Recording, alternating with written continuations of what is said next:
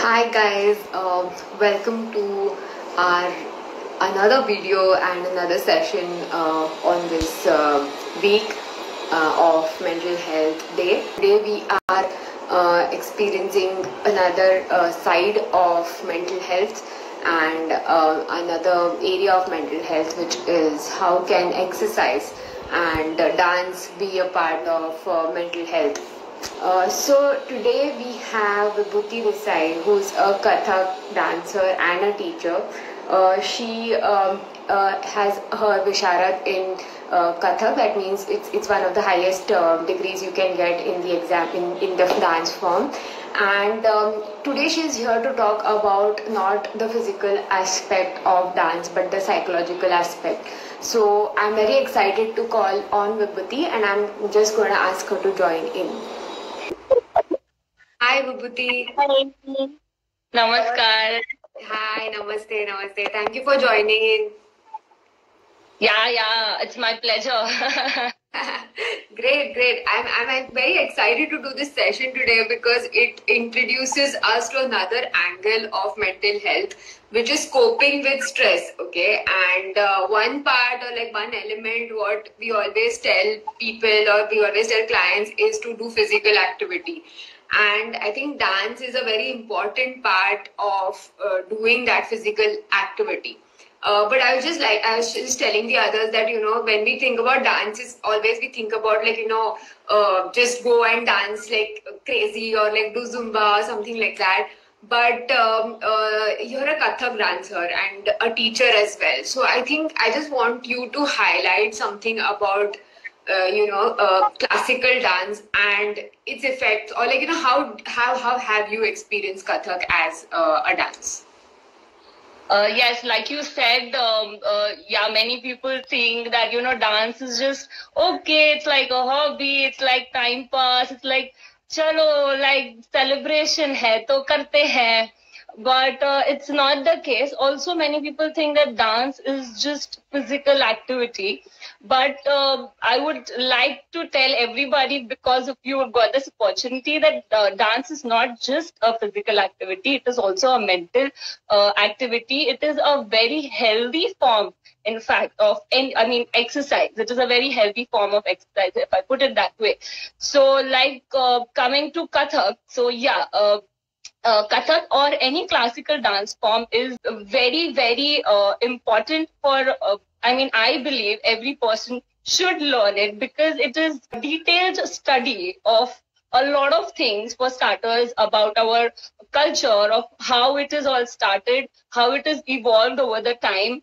Yeah. And when you said that people think, okay, classical is just, it is subtle and nazuk hai, it is not like that. You need a lot of stamina. Of course, when you learn classical, a lot of your stamina is built to a great level. There are a lot of other things, like your focus, your concentration improves. Like you said, I specialize in Kathak. So in Kathak, the most important things are chakkars. Chakkars as in spins, the circles, the rounds you take. So Kathak is known for that. So when you take chakkars, the most important thing is focus. You need to have focus on a particular point. Only then can you take those spins, and then you can land steady. Like chakkars, so koi bhi le sakta hai, but then after taking multiple chakkars or multiple spins, land proper steadily is important. That is the task. Plus, like I said, it is an in-depth study of each and every step that you do. Each and every step has a meaning to it. Right. There are different types of mudras. All the mudras have different names. I can give you an example, like if this is a mudra, this is called Mayura. So Mayura is peacock. If you want to show a peacock, so you know how it looks. It is graceful, but it is also a detailed, it is a proper detailed study. And it is beautiful. It is just, classical dance is not just, it is a mixture of subtleness, grace, plus it is, you gain a lot of stamina, you need a lot of energy, and when you learn this, you get all that into you. I think that's a very good introduction to how dance, like Kathak as a form of dance, is not only, like you said, the physical because, I think there's a perception that, okay, classical means like, very slow and like subtle, but it's all about building that stamina. And like you also mentioned, the mental elements that are associated with dance. I think that's that's an important part for our discussion today. Also, like focus, you develop and you start developing at any age. It's not necessarily that you need to start at a young age. So when you started learning Kathak and when you grew up, how did you how did you start the dance? That's one thing what I wanted to ask you. What was a big so I started as a I used to dance initially when I was small. Of course, nobody knows, what you're doing. And I used to enjoy the process of dancing. And I was going to tell, like, in our conversation ahead, but now that you've mentioned, I would like to say that, for a kid, it is a parent's role is very important in understanding what your child is interested in, or what you have to put your child to learn, to be better physically as well as mentally. So in my case, my mother was the one who actually realized that, okay, she really likes dancing. She's enjoying this and she's good at it. So it was before even I could understand that, okay, I like it or I'm good at it. She was the one who realized it. She was the one who took a lot of efforts to put me to proper, well-known or good dance classes where I could get proper training. And she helped me pursue this as a career. A parent's role is very important. And that is how, then I also started realizing, okay, I really enjoy this. Like, I had studies, but then when I used to dance, I used to feel so energetic. And then when I used to go back, I used to study also, with that much fun, because that process of dance had brought that positivity in me. I had got that energy in my mind. So it helped me for my studies also. Then when I grew up, I'm a lawyer by profession. So a lawyer has to deal with a lot of negativity because people come to you with their problems. Yeah. So to cope up with that negativity, you also need to balance it properly, right? So I continued. Dance has really helped me. It has worked like a therapy for me. So because I continued dancing as well, so I had this balance because I used to get I still get a lot of positivity when I dance, when I do my riyaz, or when I teach also. So that helps me to keep that balance in my life, to keep myself sane and stress relieved. Yeah. Great. I think I was going to ask you, that how do you balance being a lawyer and a dancer? But I think you just covered that. It helps you. So I guess that's something what, again, it's reinforcing the fact that it's something that will help your mindset. You mentioned you also teach, right? You teach various age groups, not only children, but various age groups. So how is your experience teaching these children, especially like even before the lockdown, but also right now? Because I think, everything is online and stuff. But then just give me like, an overall picture, like how do you experience or like how do you enjoy this process of teaching as well? My personal experience, I really enjoy a lot. First of all, what teaching has taught me is that I have learned to be patient, because I think a teacher has to be patient. That is the most important quality a teacher needs to have. So I think my family members watching this video would not agree. They would be like, okay, patient. But no, honestly, not. My students would agree. I have a lot of patience. And secondly, by teaching, I've also started learning more and more, because teacher needs to know each and everything about her subject. Yeah. And that is how I developed this hunger of knowing more and more about my subject, about dancing as a whole. So the more I know, the more I can deliver to my students. Right, so that is how teaching has really helped me. And coming to the age groups, so yeah, I deal with different kinds of age groups. So dance helps all the age groups in different ways. Yeah. So if I talk about, I have ladies who come to me who learn dancing from me, and ladies, if you know, they have a lot of responsibility. They have their job, they have their housework, they have children, husbands, etc., and they don't really get time for themselves. Yeah. So when I also really feel happy when they come to me to learn, and when they come, they learn from me.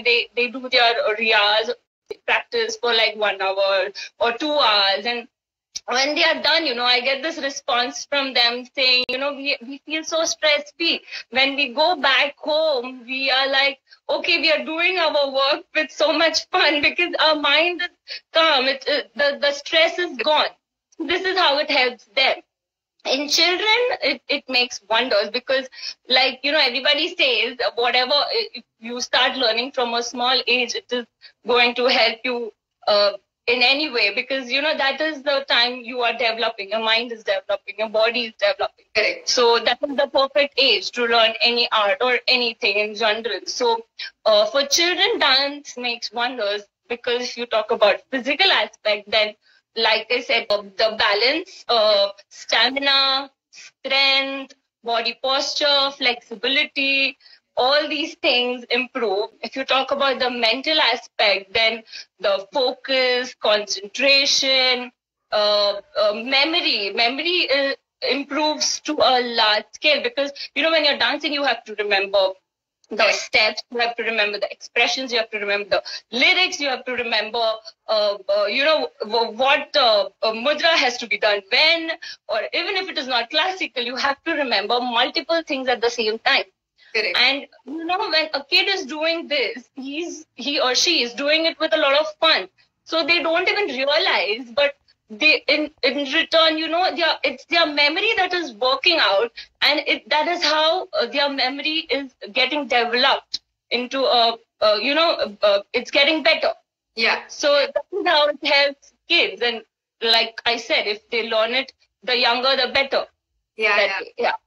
No, very interesting you mentioned, this relating to memory with children, because I think right now, if, when we think about dancing in this situation, this lockdown period, it's these things that are affected ultimately. But then if you follow, or if you do some practice of dance, or if suppose you have a class to attend online, but that period, I guess, will enhance those mental skills which are actually getting affected. Because if you see a lot of people who have done research in this current period, especially with the younger kids, they have mentioned, it in this whole period of screen time and studying at home, not going and meeting friends, has impacted their skills, like mental skills of focus, or of socializing, or of that fun element which is missing.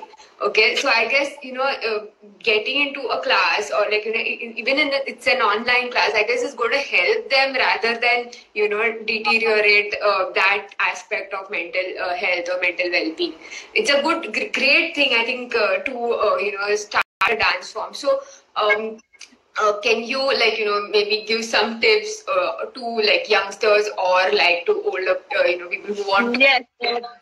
Rather than tips, I can give you an example that a personal example. So actually, when this all came up, nobody knew about how to go about it, when we all were stuck and doing nothing. So then when we started thinking of online, it was initially very difficult, because dance is something, it is a physical activity. So you have to be present if you want to correct somebody, if somebody is doing something wrong. So you have to, physically correct that person. But then we thought of, let's try, let's see how it goes. And then nobody was aware, how this video calling is going, a group video call and all that was all new. But luckily, it happened, and it is going on very smoothly right now. All my students and all the parents, they all were very cooperative.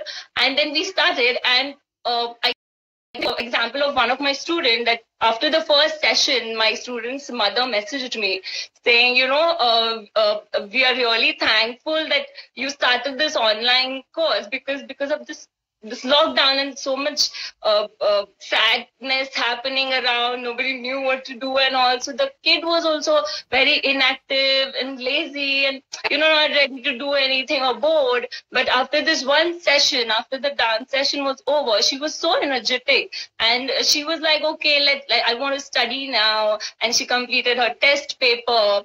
And that is how it helped her. And that is how it has helped my other students as well. So this is just an example of how it works. Yeah, I think that's the thing. Like, I guess when we mention physical activity, a lot of people feel like, "Arey, gym jana hai," or this, and that. But no one considers like, okay, even if I learn a classical dance or any form of dance, that's also ultimately exercise, right? Because it's always, you have that kind of idea in mind, means exercise means I have to go run or I have to go do this. And then ultimately some people lose interest because they are not interested in it. They may be interested in dance, but then they are like, okay, dance is dance. It's not like an exercise. But then it does have these many physical as well as mental benefits. And I think I'm glad you shared that part as well, because that's important for everyone to understand, like the physical as well as mental benefits. Before we end the session, I just want you to share like how, if one needs to start learning dance, any form of dance, how to go about it. Can it be done at home, like without any classes, or you need good attention? See, I feel, and any professional would recommend that you need to have proper guidance for whatever you learn or whatever you do. I can tell you, if you need to know a spelling of a particular word, you need to know the alphabet A to Z properly, right? So when you want to learn something, or when you want to do something, you need to get its basics right. And how can you get that? Only with through proper guidance. And if you have proper guidance, then, and especially for kids, when they are developing. So sometimes they happen to do certain steps which they are not supposed to do in a certain way. So that is a teacher's role, to actually teach in a detailed manner and to correct you when you're wrong. And if you're doing it all by yourself, there is nobody to teach you all that. There is nobody to get your basics right. And that's the most important thing. No, I think I agree with you in any kind of like performing arts or even sports. When I work with, of course, you need guidance from the beginning. Otherwise, it kind of, like you said, it could lead to an injury or something which unnecessary, which is not required at that age or at that time. So I guess it's important to, of course, attend a class. Like, why I asked this question was because people feel that, if I have to dance, I just dance anything. And like, that's it. Like, that's the reason why I asked you. And I think the structured form of dance is going to give and yield a lot of more benefits compared to an unstructured way of just, randomly dancing and not doing or not like, so yes, I think key things what I learned from you today was, I guess, one is the development of focus, your memory, as well as I think confidence is something what I would add to it. Like, the body language and the confidence that you get while dancing is something what is not irreplaceable, because you cannot do that in any other form. Definitely, I would like to. So sorry to cut you, but yeah, I was a very shy child. So, yes. But like you said, that yes, my confidence, the way I talk now, the way, in fact, being a lawyer, I go to the court and I stand and I talk, and all this is happened because of the confidence I got because of my dancing. Otherwise, I was a very shy child. I would not even raise my hand to answer in the class, even if I knew the answer. So, but yeah, dance has really helped me a lot.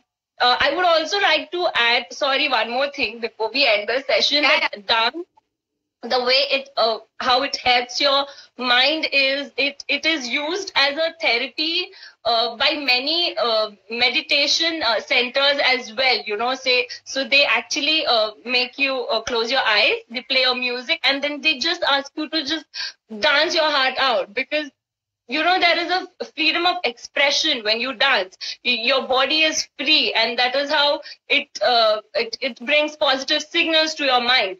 And that is how you're mentally also free, and then you are just positive all the time, or at least for maximum amount of time. Yeah.